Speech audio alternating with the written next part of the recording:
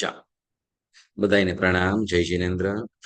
આપણે વંદિત સૂત્રનો સ્વાધ્યાય અર્થ કરી રહ્યા છીએ. તો એ અર્થમાં આપણે શ્રાવકના ચોથા વ્રત સંબંધી આજે આપણે થોડી વાત કરીશું. આમ શ્રાવકના 12 વ્રતમાંથી પહેલું, બીજું અને ત્રીજું આ 3 વ્રત સંબંધી આપણે વાતો કરી. પહેલું વ્રત કયું છે? શ્રાવકનું પહેલું વ્રત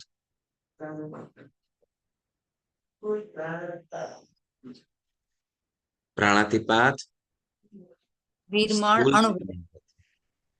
સ્થૂલ વેરમણ વ્રત. બીજું કયું કીધું? મૃષાવાદ સ્થૂલ વેરમણ વ્રત. અને ત્રીજું અદત્તાદાન સ્થૂલ વેરમણ વ્રત. બરાબર ને? આ 3 વ્રત સંબંધી આપણે વાતો કરી અને હવે આપણે આજે ચોથા વ્રત સંબંધી વાતો કરીશું. ચોથું વ્રત, બરાબર ને? ચોથું વ્રત એવું છે કે શ્રાવક માટે કે ચોથે સ્વદારા સંતોષ અને પરસ્ત્રી ગમન વિરમણ વ્રત. શું કીધું? ચોથું સ્વદારા સંતોષ અને પરસ્ત્રી ગમન વિરમણ વ્રત. તો સ્વદારા, બરાબર, સ્વદારા એટલે સ્વ એટલે પોતાની. સ્વ એટલે પોતાનું અને દારા એટલે પત્ની, સ્ત્રી. બરાબર? જેની સાથે પાણી ગ્રહણ કર્યું છે, લગ્ન કર્યા છે, એ સ્ત્રીમાં જ સંતોષ. પરસ્ત્રી ગમન વિરમણ એટલે તો કે અન્ય એટલે પોતાની સ્ત્રી સિવાય અન્ય સર્વ સ્ત્રીઓનો ત્યાગ. બરાબર? એ એવું વિરમણ વ્રતની આપણે ચોથું આ શ્રાવકનું વિરમણ વ્રત છે. પોતાની સ્ત્રીની અંદર જ સંતોષ. એ રીતે સ્ત્રીઓ માટે સ્ત્રીઓ માટે શું? તો કે જેમની સાથે પાણી ગ્રહણ કર્યું છે, લગ્ન કર્યા છે, એ જ પુરુષની અંદર સંતોષ માનવાનો, એ જ સ્ત્રી, બરાબર, એમની સાથે જ. અને અન્ય પુરુષનો, સર્વ પુરુષનો પણ શું? તો કે વિરમણ એટલે ત્યાગ. બરાબર? આ આવું વ્રત હતું. એટલે આમ તો અધ્યતરથી આપણે એમ થાય,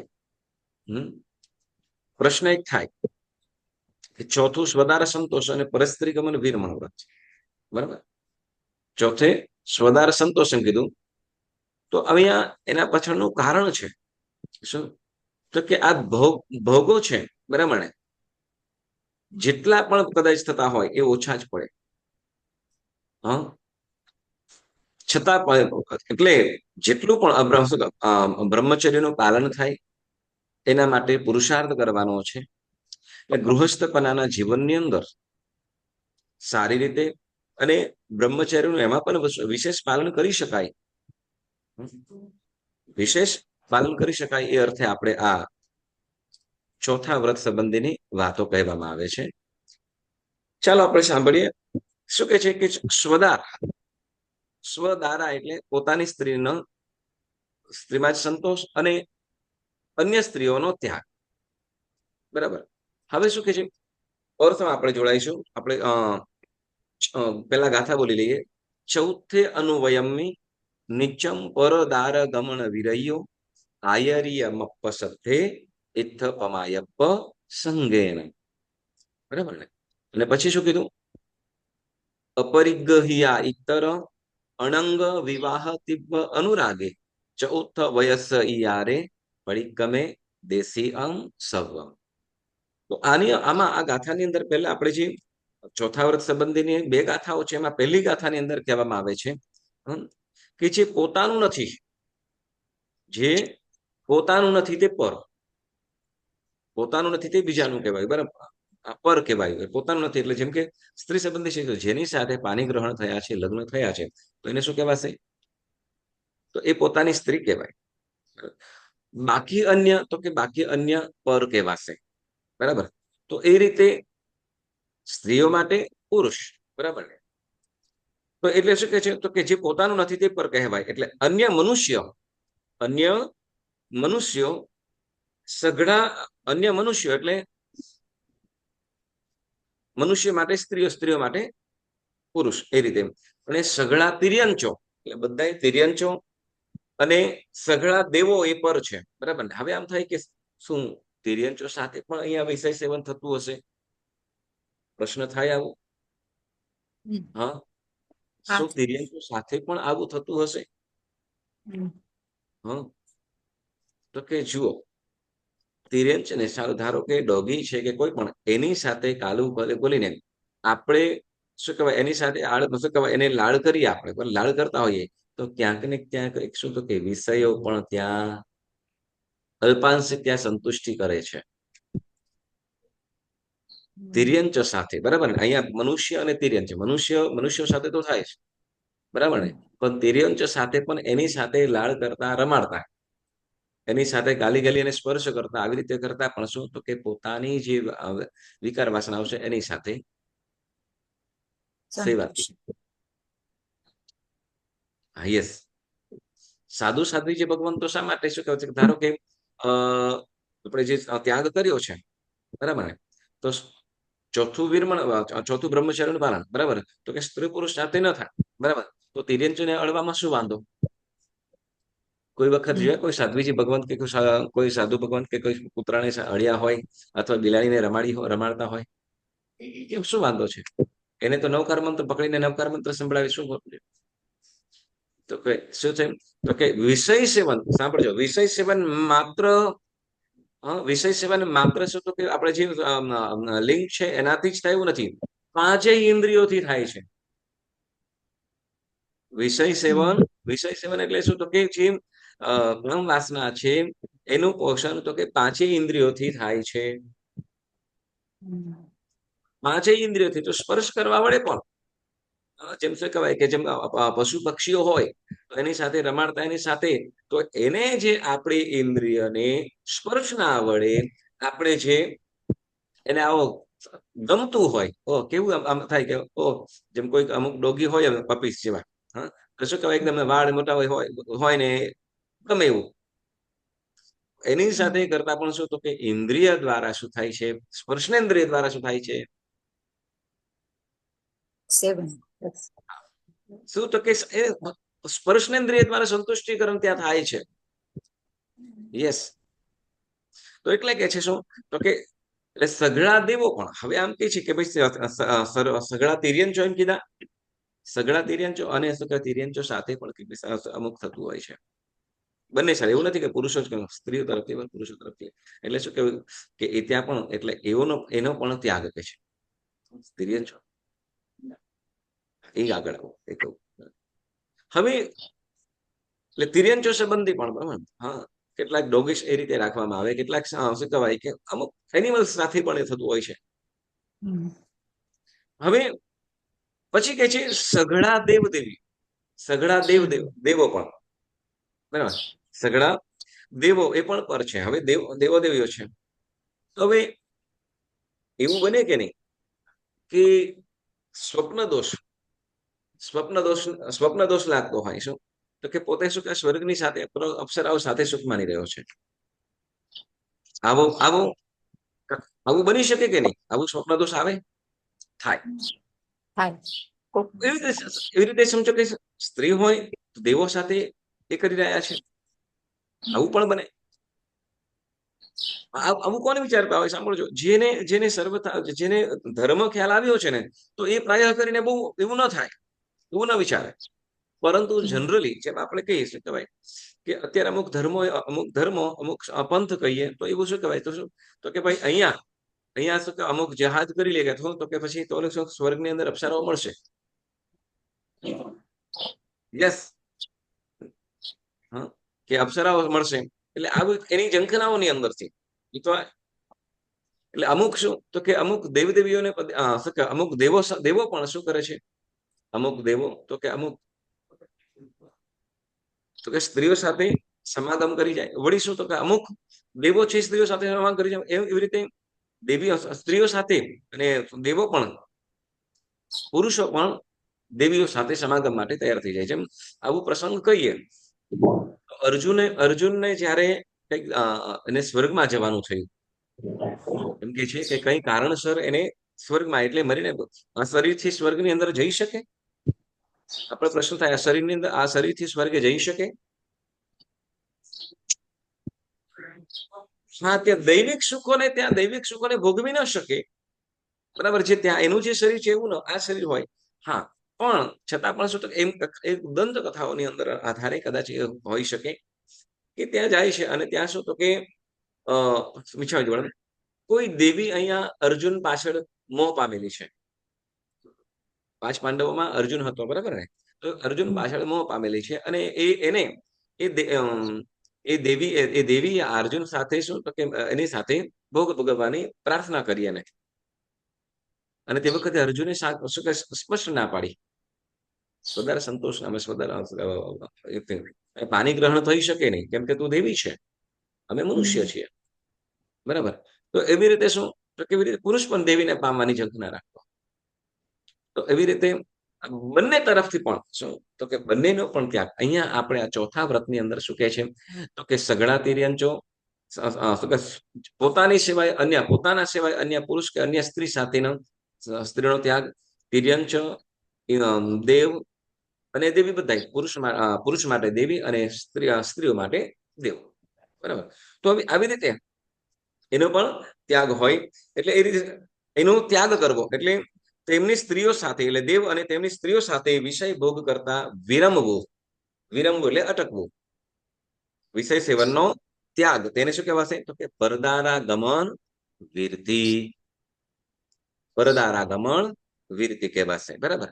એટલે ટૂંકમાં કહીશ આપણે સમજીશું કે જેની સાથે પાણી ગ્રહણ એટલે કે લગ્ન કર્યું છે એ સ્ત્રી અથવા સ્ત્રી માટે પુરુષ, એના સિવાય અન્ય સ્ત્રીઓનો અન્ય પુરુષનો ત્યાગ, એની સાથે વિષય સેવનનો રમેશ માટેનો જે ત્યાગ એને શું કહેવાશે? સ્વદાર સંતોષ વિરમણ વ્રત, બરાબર?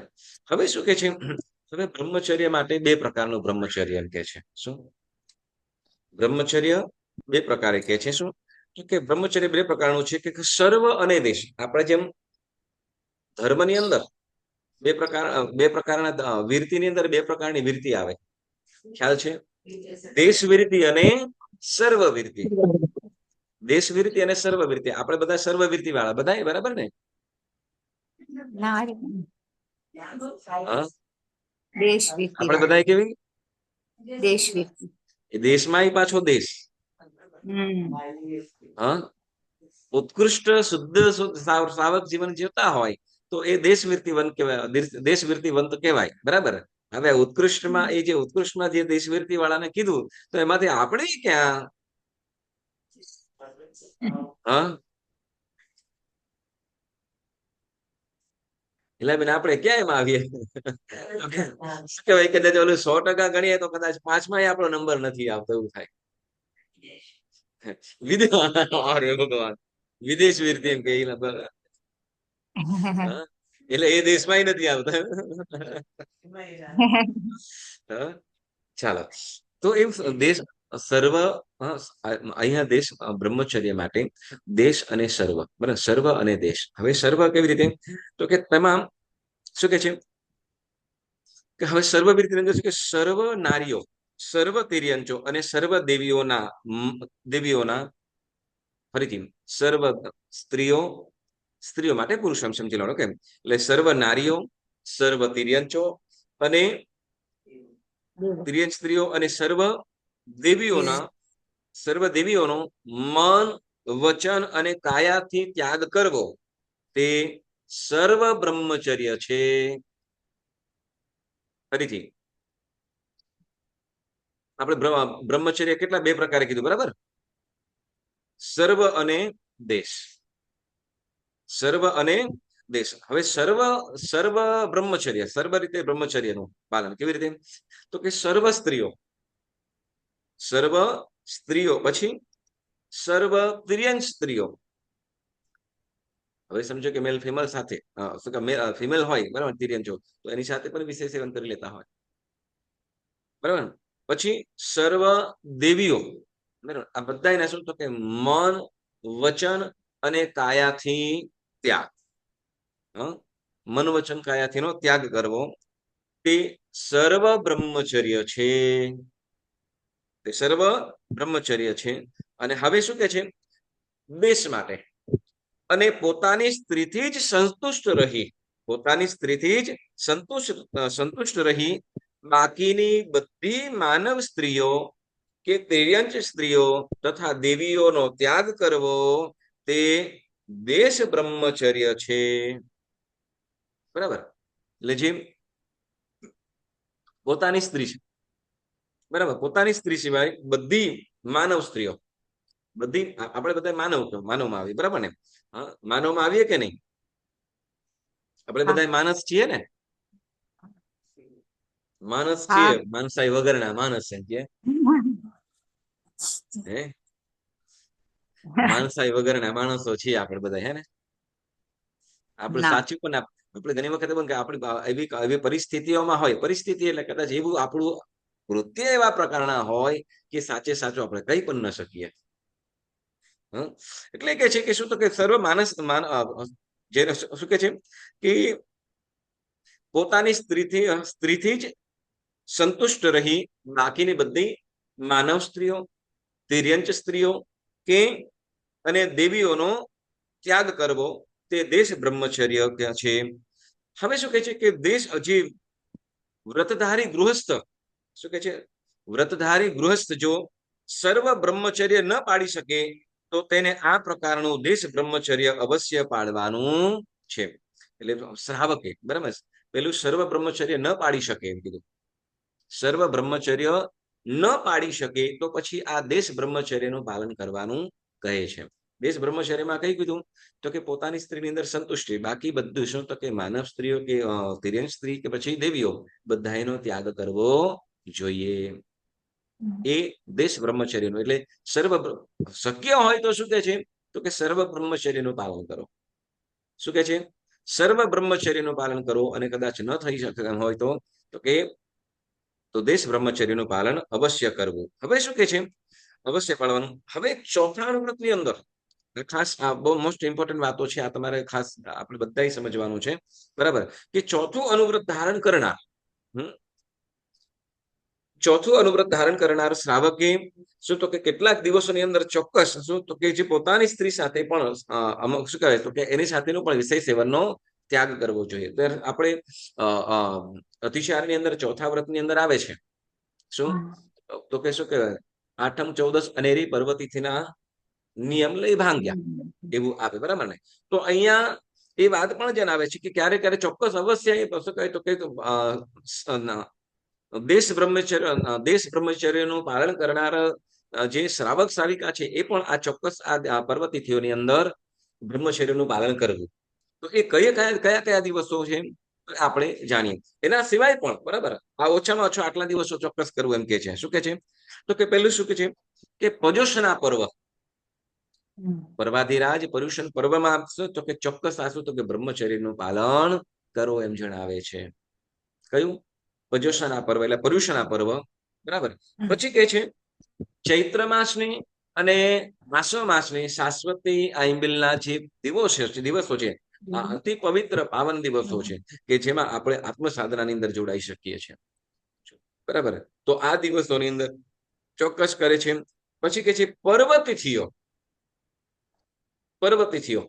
પર્વતિથિઓ કઈ તો કે આઠમ, પાંચમ, ચૌદસ, 11 અને શક્ય હોય તો શું કહેવાય આઠમ, પાંચમ, ચૌદસ ના તો ચોક્કસ કરવું, પણ જો શક્ય હોય તો બીજ અને 11 ના પણ ચોક્કસ આપણે બ્રહ્મચર્યનું પાલન કરવું જોઈએ. અહીંયા આપણને આ વ્રત શીખવાડતી વખતે આપણને જણાવે છે, બરાબર. પછી કહે છે કે તીર્થંકર ભગવંતોના મહાન કલ્યાણકોના દિવસે, તીર્થંકર ભગવંતોના જે કલ્યાણક હોય તો એ દિવસોમાં પણ શું તો કે બ્રહ્મચર્યનું ચોક્કસ પાલન કરવું જોઈએ. પછી કે છે કે માતા પિતાની જન્મ કે મરણ તિથિઓ હોય ત્યારે પણ બ્રહ્મચર્યનું પાલન કરવું જોઈએ. અને પછી સાથે તો કે પોતાનો જન્મદિવસ હોય ત્યારે પણ આપણે જન્મદિવસની ઉજવણી કેવી રીતે કરવી જોઈએ? હેપી બર્થડે ટુ યુ કરીને પૂજા ભક્તિ, આરાધના પૂર્વક ભગવાનને આપણે થેન્ક યુ કહેવું જોઈએ કે પરમાત્મા તે મને પુણ્યશાળી બનાવ્યો. તો એ દિવસે શું તો કે વધુ ને વધુ શું આરાધના કરવી.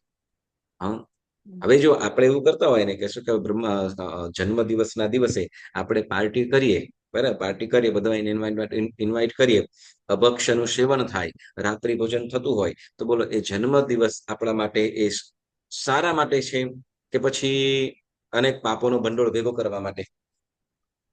હમ. હવે જે દિવસે આપણે વિશેષ આરાધના કરવી જોઈએ એ દિવસે જો જન્મ દિવસ આજે બર્થડે સેલિબ્રેશન કહીશું જેને, હા, તો એ સેલિબ્રેશન કરતા આપણે શું તો કે અઢળક એક તો શું કહેવાય, પોતે તો પાપ બીજા તો કરે છે, પણ એ બધાને કરાવવાનું શું તો કે બધા સમજો કે એક જણ છે, ધારો કે સરિતાબેન, હા, તમારો જન્મ દિવસ છે ને તમે ઇન્વાઇટ કરતા હશો, બરાબર ને? તો કે ઓલા તો પોતપોતાનો બાપ બાંધે છે, પણ તમારા નિમિત્તે જેમ કે બધા ભેગા થયા હોય તો એ સમૂહનું પાપ કોને લાગે? સરિતાબેન. હા, ખ્યાલ આવ્યો? હમ. કેમ તો કે જો આપણે શું કહેવાય, એક સિમ્પલ વસ્તુ છે કે ભાઈ એમ કહેવાય કે ભાઈ આપણે આમ તો કે ભક્તિ કરી, ભક્તિ ગોઠવી, ભક્તિ કાર્યક્રમ ગોઠવ્યો, ભક્તિ અનુષ્ઠાન આપણે ગોઠવ્યું, અને અનુષ્ઠાન કરતા આપણે જે પણ ભક્તિ કરે તો એની ભક્તિનો એનો લાભ છે જ, બરાબર. પણ સાથે સાથે તો કે જે કરાવે છે બધા એને તો લાભ છે જ, પણ સાથે તો કે જે ભક્તિ કરાવે છે તો કે બધાને ભક્તિ કરાવવાનો પણ લાભ મળે છે. કોણે? તો કે જે કરાવે છે, જેના નિમિત્તે જેના કરાવે છે એને, બરાબર. તો એ જ પ્રમાણે જો આપણે પાપારંભ કરતા હોઈએ તો એ પણ એમ સમજી લેવાનું, બરાબર. એવું નથી કે આપણે પુણ્ય કરીએ તો એ પુણ્ય જ આપણને મળે ને પાપ કરીએ તો એ પાપ ન મળે. તો હવે જયારે મોટા આવા જયારે આપણે શુભ દિવસો હોય ને ત્યારે ચોક્કસ આરાધનાથી યુક્ત કરજો. ચાલો આગળ વધીએ, બરાબર. પછી કે છે શું? હા, યસ, એ આપી આગળ, યસ. પછી કે છે કે સ્ત્રીની સગર્ભાવસ્થાના દિવસો, એટલે જયારે સ્ત્રી હોય તો ગર્ભાવસ્થા વાળી હોય તો તે વખતે શું તો કે આ મૈથુન સેવન કરવું જોઈએ ને બ્રહ્મચર્યનું પાલન કરવું જોઈએ. કેમ? તો કે તે વખતે શું તો કે તે ત્યાં રહેલું જે એમના જે ગર્ભની અંદર રહેલું જે બાળક છે એની અંદર પણ ધના સંસ્કરણ વગેરેનું એનો પ્રભાવ પડતો હોય છે. અને પછી કે છે 8મું શું તો કે પ્રસૂતિ પછીના 3 માસ સુધી, કેટલા? પ્રસૂતિ પછીના 3 માસ સુધી શું તો કે બ્રહ્મચર્યનું પાલન કરવું જોઈએ. પછી કે છે 9 દિવસનો વખત, દિવસનો વખત 9 દિવસ, 9મું એટલે દિવસનો વખત, એટલે દિવસે ક્યારે પણ બ્રહ્મચર્યનું અબ્રહ્મનું સેવન કરવું નહીં. અને પછી 10મું કે છે શું તો કે માંદગીના દિવસોમાં આટલા દિવસોની અંદર ચોક્કસ શું કરવું જોઈએ તો કે બ્રહ્મચર્યનું પાલન કરવું. અને ખાસ બીજું શું તો કે આપણે તીર્થ ક્ષેત્ર માટે, બરાબર, ત્યાં પણ આપણે યાત્રા માટે ગયા હોઈએ, બરાબર, યાત્રા માટે, તો યાત્રા માટે જે તીર્થ સ્થાનોની અંદર આપણે નિવાસ કર્યો હોય તો એ તીર્થ સ્થાનમાં ક્યારે પણ કામ વાસનાયુક્ત વાત પણ કરવી નહીં, અને બ્રહ્મચર્યનું તો પાલન તો અવશ્ય અચૂક કરવું. કેમ? તો કે તીર્થ ક્ષેત્ર માટે કહેવામાં આવ્યું કે અન્ય ક્ષેત્ર કૃતમ પાપમ તીર્થ ક્ષેત્ર વિનશ્યતિ, એટલે કોઈ પણ ક્ષેત્રની અંદર કદાચ પાપ થયેલા હોય તો એ પાપો શું તો કે તીર્થ ક્ષેત્રમાં એ તીર્થના પ્રભાવે આપણે એ પાપો ધોવાઈ જાય. આપણે યાત્રા એ તીર્થ ક્ષેત્રમાં યાત્રા આરાધના ભક્તિ કરતા એ પાપો આપણા દૂર થઈ જાય. પણ હવે જ્યાં તીર્થ ક્ષેત્રની અંદર જો કોઈ પણ પ્રકારના પાપો થયા તો એ આપણે શું તો કે એ ભવિષ્યની અંદર પણ ધોવાતા નથી. એ આપણે એ પાપોને આપણે ભોગવીએ જ છૂટકો. એટલે તીર્થ ક્ષેત્રમાં પણ ત્યાં ક્યારે પણ અબ્રહ્મનું સેવન કરવું નહીં. હવે તમને જેમ વાત કરી કે મેમ ગઈ વખત આપણે કરવાની હતી પણ આ વખત નતા કરી શક્યા, એ જેમ સ્ત્રીઓ જેમ પુરુષો માટે આપણે જે અતિચાર બોલીએ છીએ, બરાબર ને, અતિચાર બોલીએ છીએ, તો એ અતિચારોની અંદર આપણે ચોથેશ વધારે સંતોષ તો એ પુરુષો માટે છે, બરાબર ને. તો બહેનો માટે શ્રાવિકા માટે કેવી રીતે અતિચાર છે તો એ અતિચાર હું અત્યારે કરું છું અને ભાવાર્થ બોલું છું અને ભાવાર્થની અંદર પણ જોડાઈશું. અને એ ભાવાર્થની અંદર કેમ હજી આપણું જે આ ચોથું વ્રત છે એના સંબંધી હજી વાતો કન્ટિન્યુ ચાલશે, કેમ કે આવતા વીકે પણ આવતા મંગળવારે પણ એ ચાલશે. પણ આજે આપણે શ્રાવિકા સંબંધી જે અતિચારો છે એ બોલું છું અને તમને તરત ગ્રુપની અંદર શેર પણ કરી લઉં છું, બરાબર. શું કે છે કે શ્રાવિકાને યોગ્ય ચોથા વ્રતના અતિચાર. ઓકે, તો કે ચોથે સ્વપતિ સંતોષ, પર પુરુષ ગમન, વિરમણ વ્રતે 5 અતિચાર, અપરિગ્રહ્યાયતર. શું કે છે? પાણી ગ્રહણ કરેલા પતિ સિવાયના અન્ય પુરુષ સાથે સંબંધ જોડવાનો સંકલ્પ કર્યો, સ્વપતિના અભાવે પુનર્વિવાહ કરવાનો સંકલ્પ કર્યો, પોતાની સૌખ્યને વિશે ઈર્ષ્યા ભાવ કર્યો, અન્ય પુરુષો સાથે સરાગ વચન બોલ્યા. આઠમ ચૌદસ અનેરી પર્વતીથીએ શિયળ પાડવાના નિયમ લઈને ભાંગ્યા.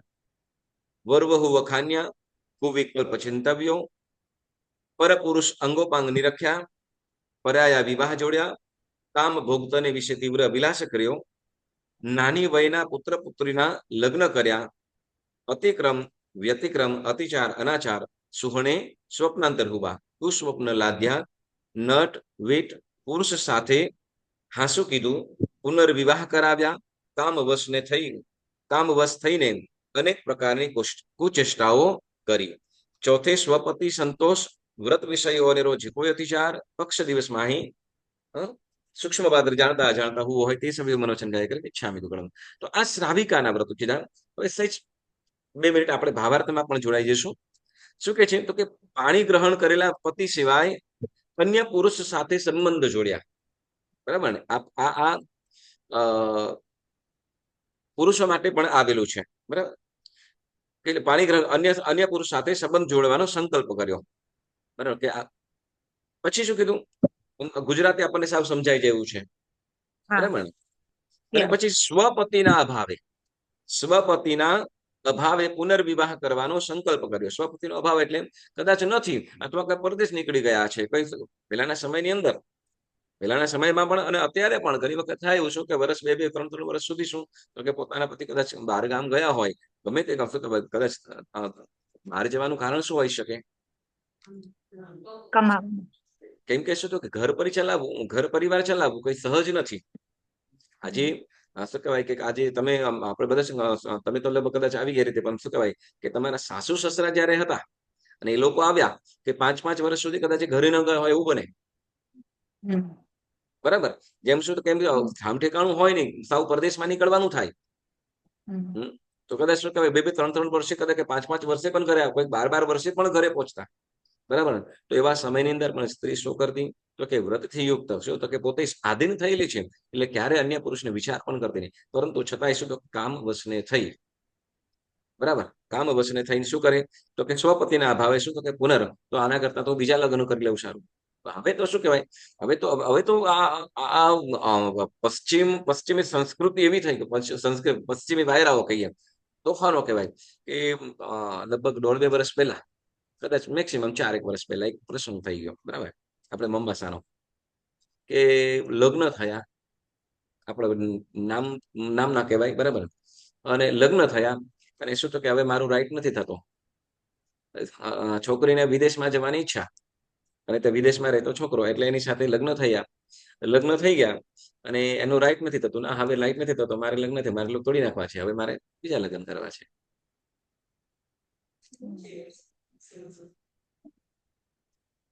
બરાબર, તો શું વિદેશ જવા માટે લગ્ન કર્યા કે લગ્ન કઈ એ નથી? બરાબર ને? તો અહીંયા આ શું છે, આ એક શ્રાવક શ્રાવિકા ધર્મને જોડવા માટે શું તો કે બાકી પુરુષોનો ત્યાગ કરવાનો છે. જેટલા સાથે વિષય સેવન થાય એટલું જ આપણે પાપાનો બંધ પણ બંધાય છે. જેટલા વિષય સેવનો થાય છે, જેટલા વ્યક્તિઓ સાથે સમાગમ વગેરે થાય છે, તો એટલું જ પાપ વધતું જાય છે. એટલા માટે. બરાબર, એટલે કે છે શું અન્ય શું કે છે કે સ્વપતિના અભાવે પુનર્વિવાહ કરવાનો સંકલ્પ કર્યો. પછી કે છે પોતાની શૌક્ય અને વિષય ઈર્ષા ભાવ કર્યો. બરાબર, શૌક્ય એટલે કે પહેલાના સમયની અંદર શું તો કે પોતાના રાજાઓ હતા કે અથવા સૃષ્ટિ વગેરે પણ હતા, તો તે વખતે તે વખતે 2, 3, 4, 5 લગ્ન, 8, 8 લગ્ન પણ થતા. બરાબર ને? પણ તે વખતનો સમય અલગ હતો. તો છતાં તો તે વખતે શું તો કે તે વખતે શું વિષય વાસનાઓ માટે નહીં. તે વખતના જે લગ્ન વગેરે થતા, કોઈ વખત એમ કે પહેલાના સમયની અંદર તો શું પુરુષો આટલા લગ્ન કરતા, તો અત્યારે કેમ નહીં, તો કે તે વખતે માત્ર શું તો કે ત્યાં વિષય સેવન માટે નહીં, વિષય વાસનાઓ માટે નહીં, પણ ત્યાં શું તો કે એ સ્ત્રી જે કન્યા હોય એનું આધીન પણ વિચારતું હોય, ત્યાં શું તો કે વિષય સેવન માટેનું એનું કોઈ તે વખતે એ હતું જ નહીં. શું તો કે શું પાણી ગ્રહણ કે કોઈકને આધીન થઈને પોતે ધર્મ આરાધના કરે. પોતે આધીન થઈને એ ધર્મ આરાધના કરવા માટે. બરાબર, કેમ શું તો કે જેમ એટલે એટલે શું કહે છે કે એટલે હવે એવી રીતે કદાચ 2-3 પત્નીઓ હોય કે 4-5 8-10 પત્નીઓ પણ હોય તો તે વખતે શું તો કે એકબીજા સાથે ઈર્ષ્યા ન કરે.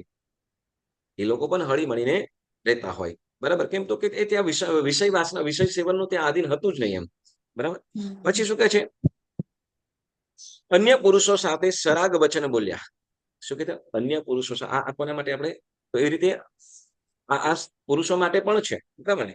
તો અન્ય પુરુષો સાથે સરાગ વચન બોલ રાગ વચન સરાગ વચન બોલ્યા એટલે શું?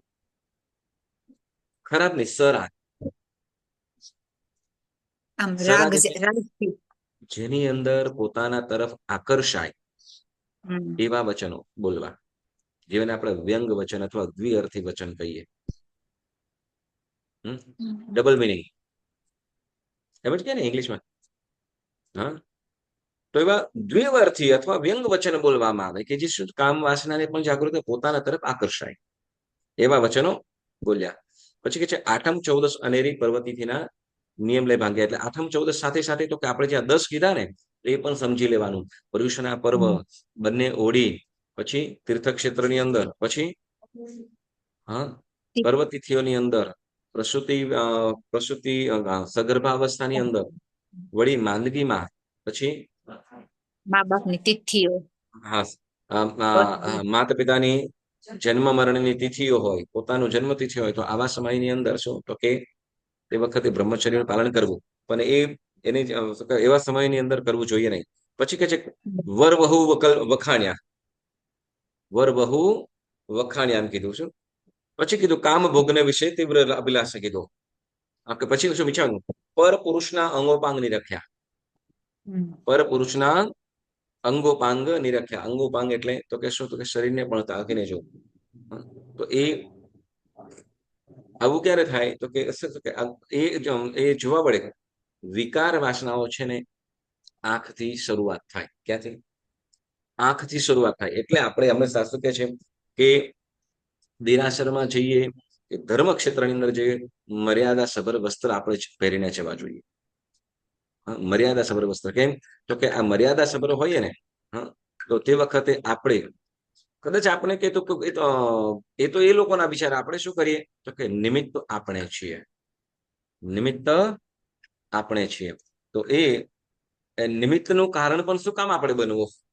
આપણે કારણ પણ શું કામ બનવું? એટલે આપણે મર્યાદા સભર જવું જોઈએ. પછી અને પછી પુત્ર પુત્રીના નાની વયના પુત્ર પુત્રીના લગ્ન કરાવ્યા આદિ. અને શું તો કે નટ વીટ બરાબર ને? અને પુરુષ સાથે હા શું કીધું? નટ વીટ એટલે બસ એક જ મિનિટમાં પૂરું થઈ જાય આપણે. બરાબર? નાટક કરનારા વીટ એટલે એ પણ એ પ્રકારના શું તો એ લોકોની આપણે હાસ્ય કરીએ, એ લોકોની સાથે હાસ્ય પાત્ર કરીએ તો આ પણ કરવું જોઈએ નહીં. બરાબર ને? પુનર્વિવાહ કરાવ્યા એટલે ફરીથી લગ્ન કરાવ્યા તો એ કરવું ન જોઈએ. અને એક વસ્તુ કે બરાબર ને કે પરપુરુષ સ્ત્રી સાથે પુનર્વિવાહ કરવા આપણે શાસ્ત્રની અંદર શું એક વખત લગ્ન થઈ ગયા, જેની સાથે લગ્ન થયા તો આજીવન એની સાથે સંબંધ રહ્યો. અને પછી કદાચ અધવચ્ચે કઈ થઈ જાય તો પછી એ એકાંતે રહીને પોતે ધર્મ આરાધના કરે. પોતે એકાંતે ધર્મ આરાધના કરવી જોઈએ. બરાબર? તો આવું આ અતિચાર છે સ્ત્રી શ્રાવિકાને યોગ્ય. તો એ આપણા ટ્યુઝડે ગ્રુપની અંદર હું તમને શેર કરી લીધું છે અત્યારે. તો તમે ચોક્કસ થઈ શકે તો બાયહાડ કરી અને પ્રતિક્રમણમાં પણ બોલી શકાય. અને આ અતિચારો છે ગુરુ ભગવંતે કહેલા છે, કીધેલું છે, તો આપણે કરી શકીએ. બરાબર? ચાલો, તો આજનો સ્વાધ્યાય આપણે સ્થગિત કરીએ. જેના આજ્ઞા વિરુદ્ધ કાંઈ પણ બોલાયું હોય તો મન વચન કાયાથી ત્રિવિધે મિચ્છામિ દુક્કડમ. એક જ મિનિટ.